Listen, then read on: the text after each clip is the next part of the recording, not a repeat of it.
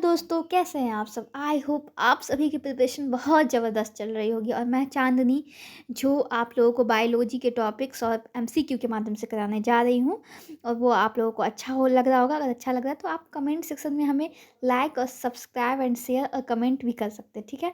तो देखिए, आज का हमारा कोट है, हर सुबह बस इस यकीन के साथ उठो।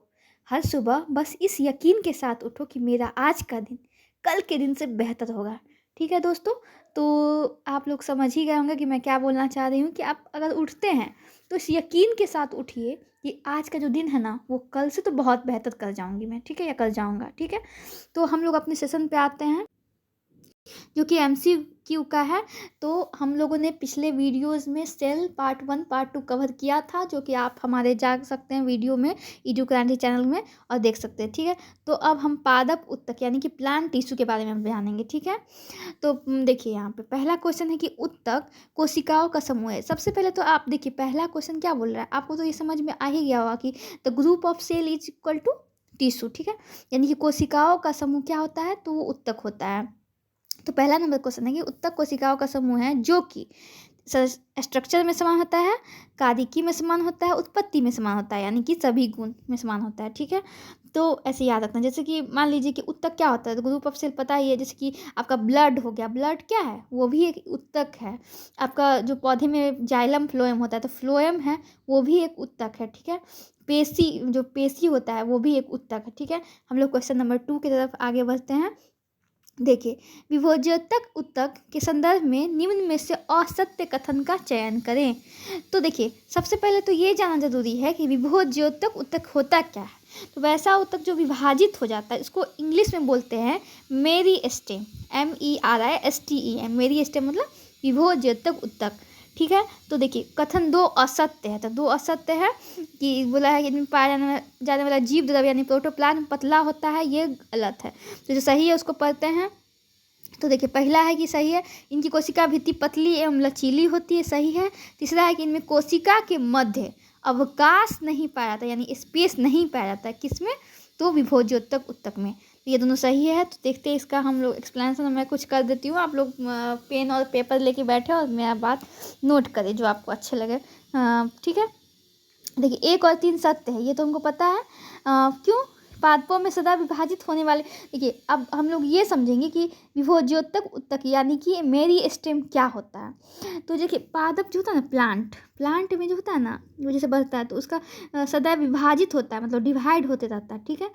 और अपरिपक्व कोशिकाएं, जो पका नहीं है कोशिका, जो परिपूर्ण नहीं हुआ है, वो कोशिका का जो समूह को क्या बोलते हैं, वैसा कोशिका का समूह जो अपरिपक्व है, उस कोशिकाओं के समूह को क्या बोलते हैं, तो विभोज्योतक उत्तक बोलते हैं। जैसे कि अब मान लीजिए आप बचपन में हैं, तो आप बचपन में जैसे जैसे बड़े हो जाते हैं, आपका जैसे कोई भी आदमी जो आपके दिमाग में डालता है, आप समझ जाते हैं ना, उसी का बात मानने लगते हैं।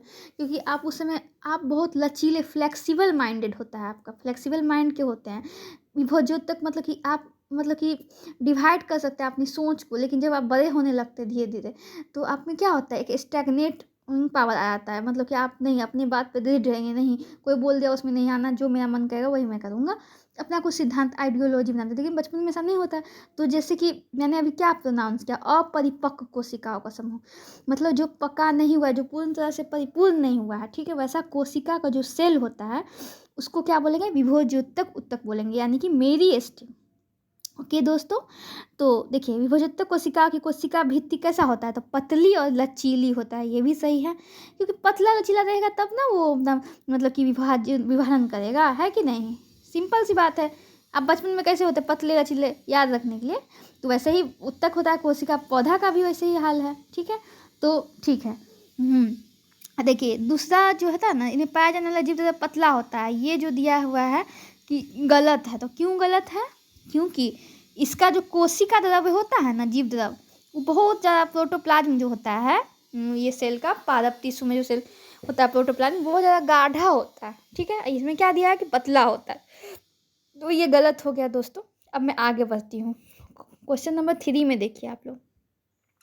विभोज्योतक उत्तक के प्रकारों को उनके कार्यों के संदर्भ में निम्न में से कौन सा युग्म सही सुमेलित नहीं है। तो डी जो है ना, वो सही सुमेलित नहीं है। तो पहला देखते शीर्षस्थ विभोज्योतक तने की लंबाई, पार्श्व मेरिस्टेम तने की मोटाई बढ़ाता है, अंतर्विष्ट विभोजक तने की लंबाई बढ़ाता है और ये सही नहीं है, चौथा सही नहीं है। ठीक है, तो मैं आगे बढ़ती हूँ। ठीक है, देखिए अब क्वेश्चन नंबर 4 में आते हैं। स्थायी उत्तक विभाज्योत्तक से किस प्रकार भिन्न है? तो इन सभी से देखिए एक होता है मतलब स्थायी जो रहता है, एक होता है कि विभाजित होते रहता है। तो देखिए उसका जो होगा ना, ये तीनों के आधार पे वो भिन्न होगा एक दूसरे से, स्थायी उत्तक विभाजित उत्तक से। तो अंतरा कोशिका अवकाश में, ठीक है, उसके बाद देखिए उसके बाद रसघानी यानी कि वैक्यूलस रिक्तिका में, कोशिका भित्ति में, इन सभी आधार पे वो भिन्न होगा स्थायी उत्तक विभोजोत्तक उत्तक से, मेरिस्टेम से। ठीक है, आगे बढ़ते 6 मृदुतक के संदर्भ में निम्न कथनों पर विचार कीजिए। मृदुतक के संदर्भ में निम्न कथनों पर विचार कीजिए। ठीक है दोस्तों, तो देखिए इसमें कौन सा सत्य है? तो 1 और 2 सत्य है।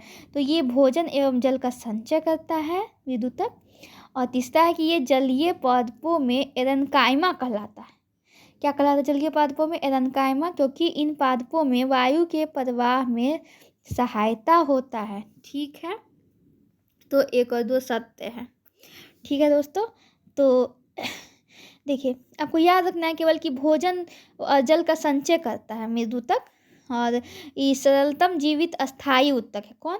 तो मृदुतक सरलतम, एकदम सिंपल सा है, जीवित है, अस्थायी उत्तक है। देखिए वैसे भी आप जीवन में भी देख सकते हैं कि आप जब बहुत ज़्यादा सरल होंगे, यानी कि बहुत ज़्यादा आप मतलब सिंपल होंगे, तो आपका जीवन बहुत अस्थायी होगा, उथल पुथल नहीं होगा आपके जीवन में। तो ठीक वैसा ही है पेड़ पौधों के उत्तक के साथ भी है। मृदुतक, वैसे भी मृदुतक ध्यान रखने के लिए मीठा बोलता होगा, तो एकदम सरल होगा उसका स्वभाव, और वो जीवंत अवस्था में होगा, एकदम अस्थायी होगा। जो चंचल होगा वो विभाजित होगा, ठीक है, विभजोत्तक, और फिर इधर उधर करेगा। तो जो सरल है वो जीवित होगा और अस्थायी होगा, याद रखने के लिए। ठीक है दोस्तों, आई होप आप सभी को समझ में आ रहा होगा। ठीक है, तो देखते हैं हम लोग क्वेश्चन नंबर 7। क्वेश्चन नंबर 7 में आता है निम्न युग्मों में से कौन सा युग्म सही सुमेलित नहीं है?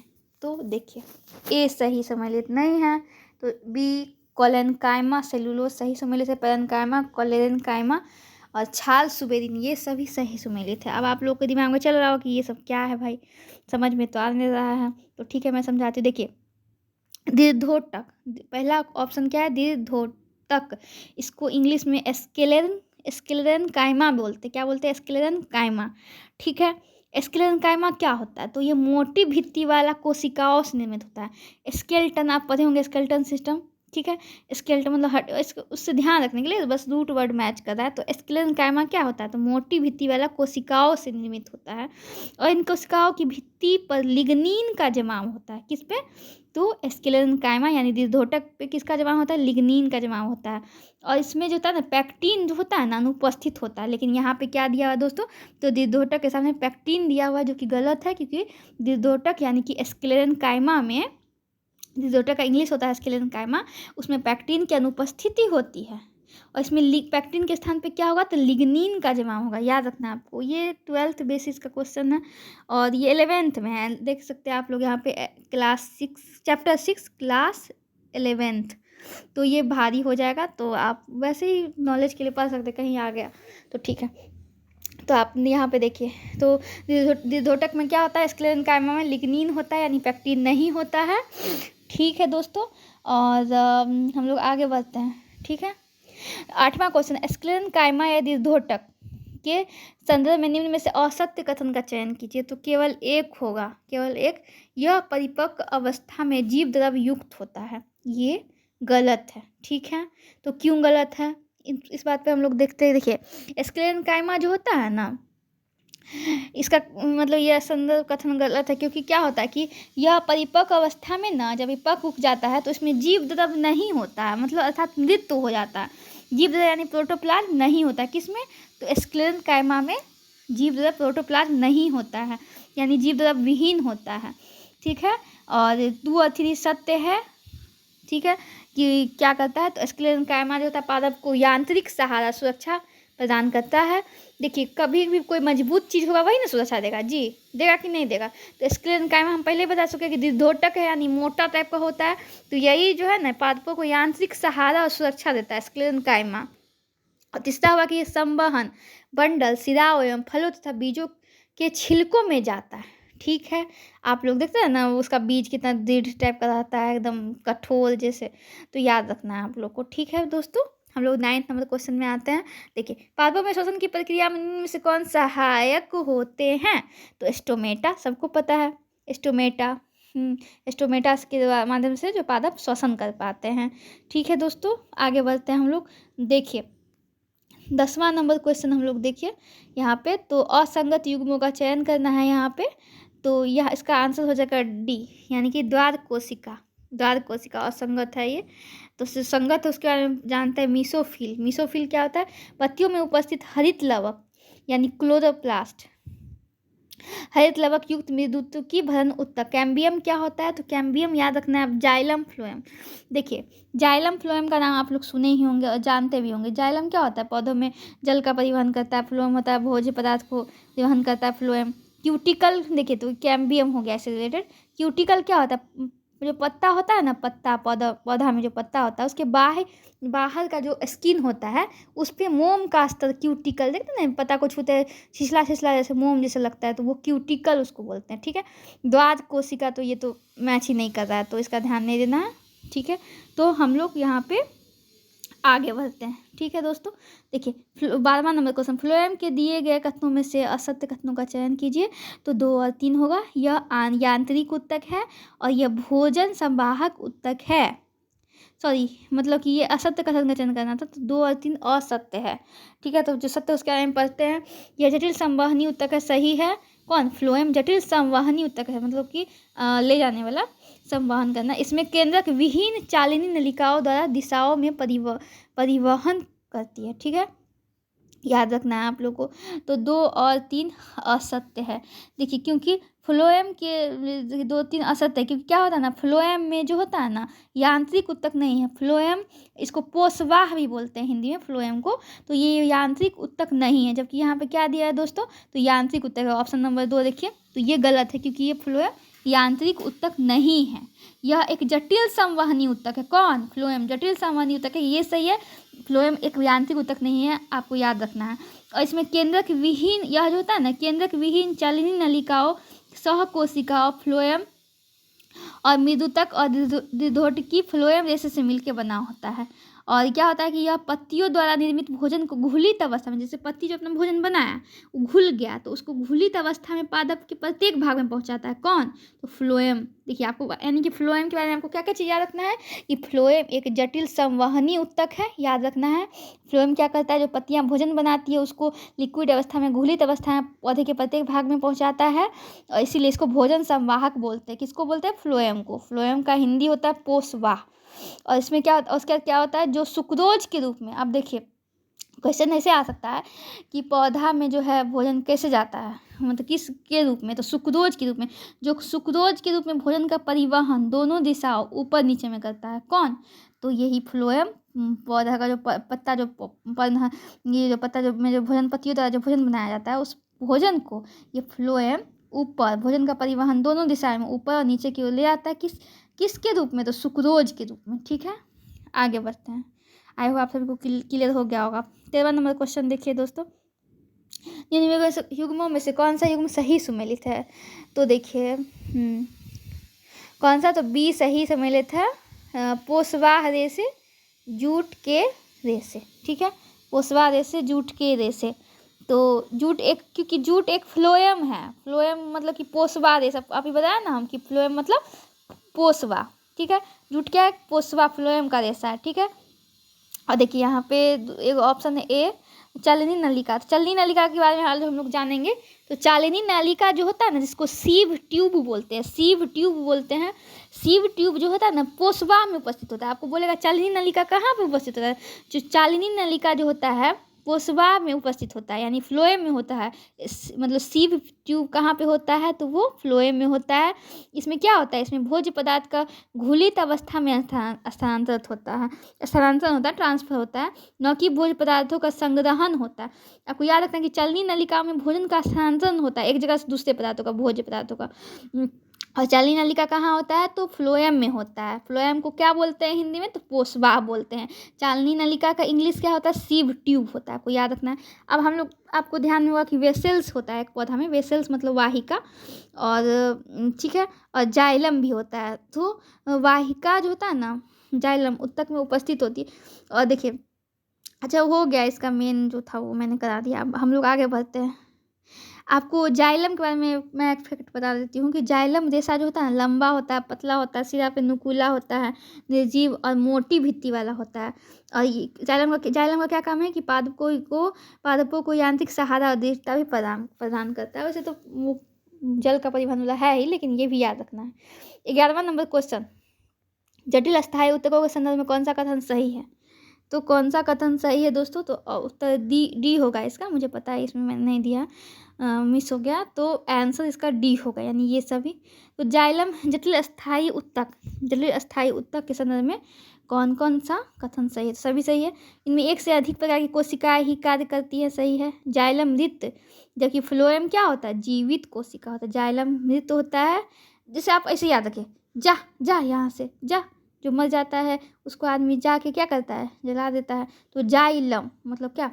चला गया, वो जाने वाला चला गया, तो मृत हो गया, याद रखने के लिए। अब फ्लोएम क्या होता है? फ्लोएम मतलब फल, याद रखने के लिए। तो फ्लोएम फल खाएंगे, तो फल जीवित खाएंगे ना, मतलब फल जो है जीवित, फल जो क्या है, फल में एक तरह से वो तुरंत तोड़े खा गए, फल जीवित है। जाइलम, जा यहाँ से, जाइलम क्या है? मृत कोशिका है। फ्लोएम क्या है? तो जीवित कोशिका है, ठीक है। और ये जल का एक और एवं भोजन दोनों का परिवहन करते हैं, जाइलम फ्लोएम, ठीक है। आगे बढ़ते 14 नंबर क्वेश्चन देखते हैं दोस्तों। तो ये सी होगा इसका आंसर। देखिए, इसका आंसर सी होगा। देखिए, कॉलेनकाइमा जो है, ये कॉलेनकाइमा जो है ना, तो कॉलेनकाइमा A3 है, पर्णविधित का निर्माण करता है कॉलेनकाइमा। अब देखिए, कॉलोरेनकाइमा, ये देखिए, ये भी 9th NCERT का, आप लोग देख सकते हैं, क्लास 9 चैप्टर 6 का है। देखिए, कॉलेनकाइमा जो है ना, कॉलेनकाइमा, तो ये क्या होगा? तो पर्णविधित का निर्माण करता है, पर्णवृंत का निर्माण करता है। और कॉलेरेनकाइमा, तो ये क्या होता है? सॉरी, कॉलेनकाइमा जो होता है ना, सॉरी यहाँ पे मिस्टेक करे। कॉलेनकाइमा पर्णविधित का निर्माण करता है, आपको याद रखना है। A का 3 होगा और B का 1। कॉलेरेनकाइमा क्या करता है? तो प्रकाश संश्लेषण करता है। कॉलेरेनकाइमा प्रकाश संश्लेषण करता है, और उसके बाद कॉलेरेनकाइमा प्रकाश संश्लेषण करता है। और C का 4 है, C का 4। पैरेनकाइमा क्या करता है? तो भोजन का संचय करता है, पैरेनकाइमा भोजन का संचय करता है। और डी का 2 हो जाएगा, यानी स्क्लेरेनकाइमा नारियल का छाल का निर्माण करता है। स्क्लेरेनकाइमा, स्केलेटन मतलब ऊपर से एकदम ढांचा जैसे कि रहता है, तो स्क्लेरेनकाइमा नारियल के छाल का निर्माण करता है। हो गया दोस्तों, तो अब तक के लिए bye, take care and bye bye. I hope आप सभी को अच्छा लग रहा होगा मेरा ये सेशन, और मैंने एक कोट के साथ शुरुआत किया था, वो भी आप लोगों को अच्छा हुआ, तो आप मुझे कमेंट में ज़रूर लिखें। और आप लोगों को ये सेशन कैसा लग रहा है ये भी लिखें। और मैं इसी तरह से आगे नेक्स्ट वीडियो आपके बायोलॉजी के MCQ, और आगे मैं आने वाली वीडियो में फिजिक्स के भी MCQ लेके आऊँगी। तो आप लोग अच्छे से पढ़िए, तैयारी कीजिए, और अच्छा परफॉर्मेंस कीजिए, और जल्दी से जॉब लेके आइए, ठीक है। तो मैं इसी के साथ विदा लेती हूँ। अलविदा, टेक केयर, बाय बाय।